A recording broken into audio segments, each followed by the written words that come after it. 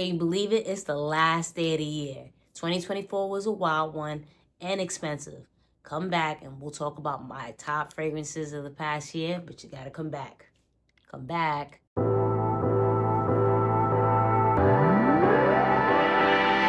What's up, everybody? Welcome back to a brand new video of Smell Good with Jenna. I'm, of course, Jenna. Thank you so much for stopping by. You know what you gotta do. Like, comment, follow, and subscribe, and let's get right into it. So you heard the intro. It's the last day of the year. Happy New Year's Eve.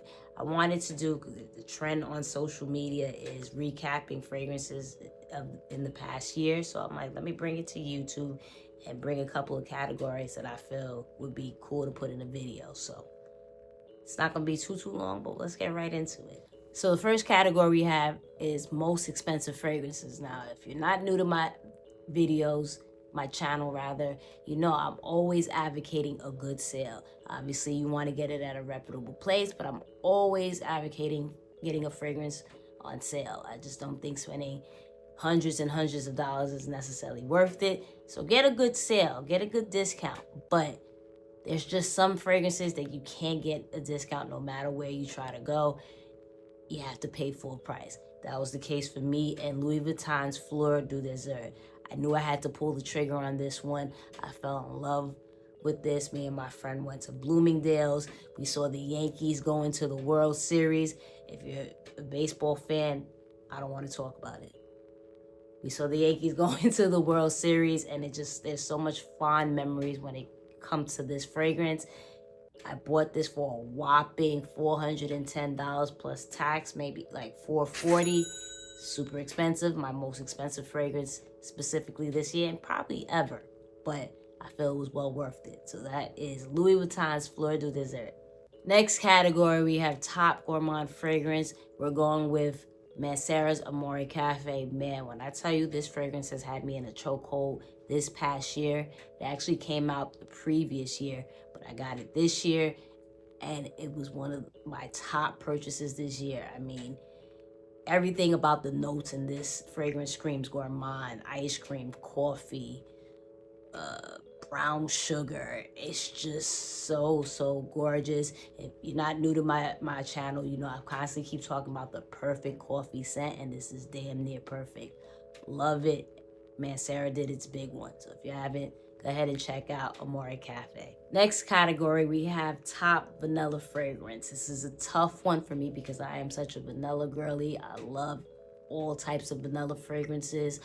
I discovered really sweet vanillas, boozy vanillas, crisp vanillas, vanillas that I didn't think would smell different from what vanilla typically smells like. Just, I love vanilla. So I'm going to go with Dior Vanilla Diorama. This had me in a chokehold all year. This is not a new release, obviously, but it's something that I've reached to pretty often this past fall and winter. It's spicy, it's sweet, it's unisex. It's just a compliment getter. It's a gorgeous vanilla. Now, the reason why I am not going with this vanilla fragrance, although this has had me in a chokehold as well, Mind Games Queenie, because the issue with Mind Games fragrances, for the price, the longevity, and the projection is not necessarily there, but this is such a good vanilla as well. It's crisp, perfectly unisex, it's alluring, it's regal, it's uplifting. One of my favorite vanillas that I reached for and constantly reach for this past year. So the award goes to top vanilla fragrance. We're gonna go with Dior Vanilla Diorama, but very close behind Mind Games Queenie. Next category, we have top fragrance house. Now, if you're not new to my channel, you know I've constantly mentioned this house and how this house also has me in a chokehold. It wasn't on my radar. Now it's to the point where all the fragrances in the house are on my radar. So we're gonna give this nod to Mind Games. I love Mind Games fragrances. The price tag on these babies are extremely expensive. This is a couple that I have. I think I own about 5 of them. 5 fragrances in total from Mind Games, and I plan on getting more in the following year. But these are absolutely stunning bottles, scents. The only issue is again, with longevity and projection, but the fragrances are so unique and so good, and the packaging and the marketing is top notch. So my favorite house of the year goes to Mind Games. Next category, we have top boozy fragrance. This is a way to sneak this fragrance in there because technically this could have gone to Vanilla Diorama, but this is another fragrance that has had me in a chokehold all year. We're going with Parfum de Marly's Altair. This actually came out in 2023, but it took me a year to come around to it. But this is a love for me, maybe top of the list when it comes to Parfum de Marly fragrances. I love it. It's boozy. It has cinnamon. It's spicy. It's warm, sweet. Love, love, love. So my top boozy fragrance of the year is going to Parfum de Marly's Altair. The next category is most overhyped fragrance. Now, of course, it gotta go to Kayali's The Wedding Silk Santal. Now, before you go, oh, overhyped, it doesn't mean that's a bad thing, but this is definitely hyped. We hadn't seen it in a year. We thought it was a limited edition, and all the girlies wanted it and was harassing Mona and the good folks at Kayali until they finally brought it back.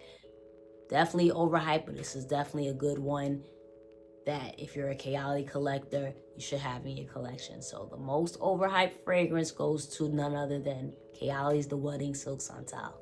Next category, we have top date night fragrance. I'm going with Initio's Absolute Aphrodisiac. I think this is a sexy fragrance. This is sensual. This is intimate. This is not the type of fragrance that's supposed to be loud. It's that fragrance that you pull your person close and you just, you know what I mean? Definitely perfect for date night and perfectly unisex. So if you haven't already, check out Initio's Absolute Aphrodisiac as my top date night fragrance. Next category, we have my top girly fragrance. We're going back to Kayali with Vanilla Candy Rock Sugar. I didn't think I would love this fragrance the way I did, but I reach for it pretty often. You can see there's a dent in the bottle. I layered this with a lot of different things, and it's just the perfect girly girl, sweet, playful type of scent. Definitely one of my favorite releases this year. So if you haven't already, check out my top girly fragrance from Kayali, Vanilla Candy Rock Sugar. The next category is my top affordable fragrance this past year. We're going with Lattafa's Teriyaki. Now, this fragrance got a lot of hype this past year, and rightfully so. The nose behind it was none other than Quentin Bish.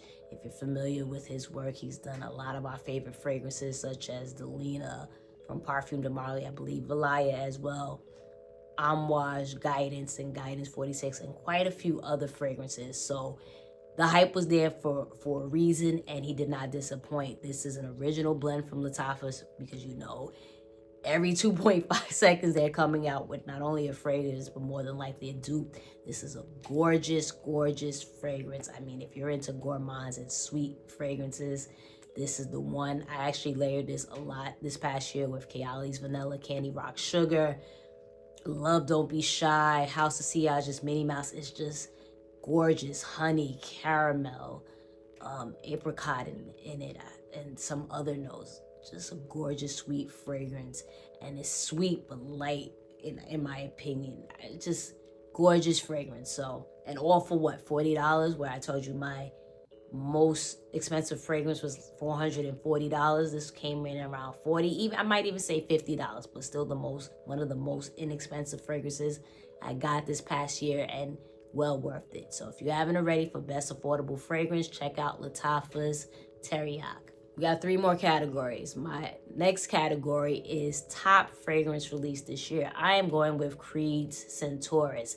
This is a fragrance that got kind of some heat behind it just because a lot of reviews mentioned that they found this to be a little too mask appealing, where Creed is not that type of house. It's a niche fragrance house that's different from the rest. So a lot of people felt that this was too crowd pleasing, but let me tell you something. I love this fragrance. I love this more than Delphinus, the other release that they came out with this year.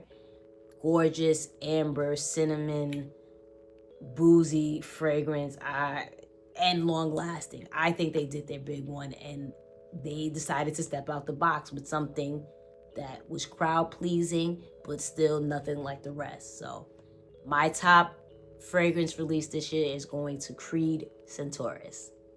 Next category, we have my most underwhelming fragrance. We're going with Tiziana Terenzi's Deluxe. This is not a new fragrance, but it's new to my collection.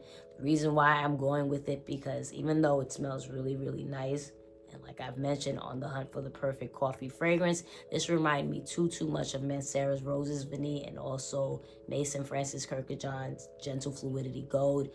It's just, it wasn't different in my collection, and I don't like having similar scent profiles in my collection. So for most underwhelming fragrance, we are going to go with Tiziana Terenzi's Deluxe. And last but certainly not least, my favorite fragrance this past year, I am going to go with, honestly, there's 5 of them, and I'm not gonna pick which one, but I will mention briefly. I actually mentioned them already in the other categories, but you've seen my videos on here and social media. I've mentioned Dior Vanilla Diorama multiple times. I've also mentioned Parfum de Marly's Altair, something that I've actually layered with. It smells absolutely bomb together. What else? Mancera's Amore Cafe. And lastly, where did I put it? Lastly, oh, right here. Mind Games Queening. These are fragrances that had me in a chokehold that I could not stop mentioning pretty often this past year. Love, love, love. These are fragrances that will forever be in my collection and will always be a staple in it. So that is my video. Thank you so much for watching and stopping by. You know what you gotta do: like, comment, follow, and subscribe. Let me know where some of your top fragrances this past year. And Happy New Year.